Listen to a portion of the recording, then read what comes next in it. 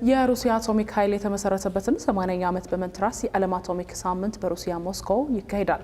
በዚህ ሁነት ላይ ከሚገኙ መሪዎች አንዱ ደግሞ ጠቅላይ ሚኒስትር አብይ አህመድ ናቸው።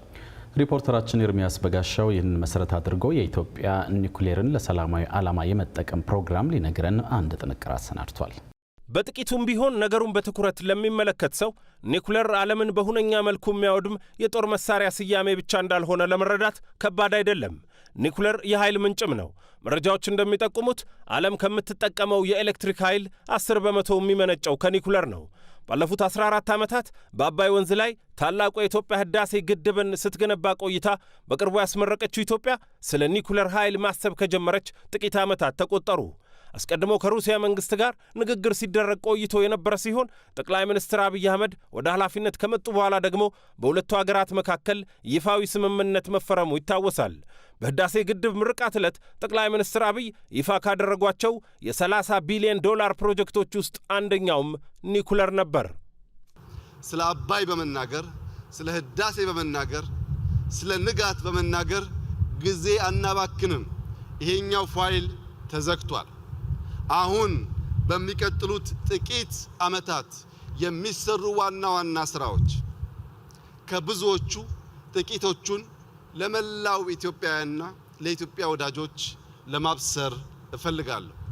ኢትዮጵያ የህዳሴን ግድብ የሚተካከል ለሰላማዊ ዓላማ ብቻ የሚውል የኒኩሌር ፕላንት በቅርቡ ስራ ትጀምራለች። ይህ ኒኩሌርን ለሰላማዊ ዓላማ የመጠቀም ፕሮጀክት በዋናነት እየተካሄደ የሚገኘው ከሩሲያው የኒኩሌር ኃይል ኩባንያ ሮሳቶም ጋር ነው። ሮሳቶም እዚህ ኢትዮጵያ የኒኩሌር ማዕከል ለመገንባት ከኢኖቬሽንና ቴክኖሎጂ ሚኒስቴር ጋርም ተፈራርሟል። ይህ የኒኩሌር አጀንዳ እንግዲህ ልክ እንደ ባህር በር ጉዳይ ወደፊት መጥቶ መንግስታዊ አጀንዳ ሆኗል። አንዳንድ በጉዳዩ ላይ አስተያየት የሰጡ አካላት ኢትዮጵያ ከኒኩሌር የሚቀድም ጉዳይ ሳይኖራት ቀርቶ ነው ወይ የሚል የቅደም ተከተል ጥያቄ ሲያነሱ ይደመጣል። ጠቅላይ ሚኒስትር አብይ አራተኛው የመደመር መጽሐፋቸውን ባስመረቁ ጊዜም ስለዚህ ጉዳይ ምላሽ ሰጥተው ነበር። በቅርቡ ኢትዮጵያ የኒኩሌር ፕላንት ስራ ጀምራለሁ ብላ ማወጇ ይታወቃል። አንዳንዶች ከኢነርጂ ጋር ብቻ አገናኝተው አይተውታል።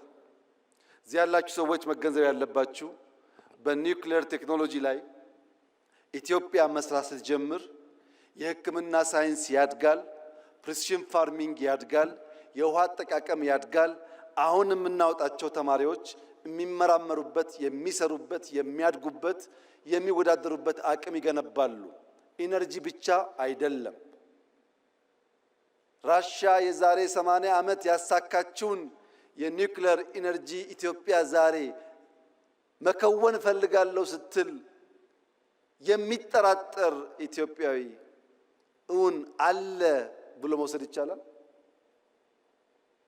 የሚንቀሳቀስ ሮቦት ካልሆነ በቀር ህሊና ያለው ሰው የዛሬ 80 ዓመት የተሞከረና የተሳካን ነገር ዛሬ ለመጀመር እንዴት ድፍረት ያጣል?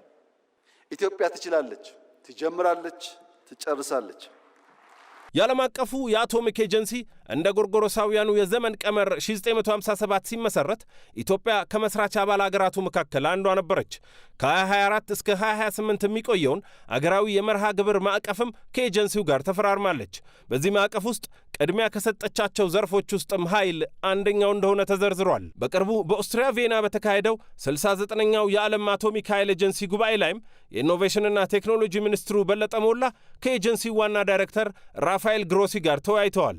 ውይይቱ ኢትዮጵያ ለምታካሂደው የሰላማዊ የኒኩሌር ኃይል ፕሮግራም ኤጀንሲው ሊያደርግ በሚችላቸው ድጋፎች ዙሪያ እንደነበረም ተመላክቷል።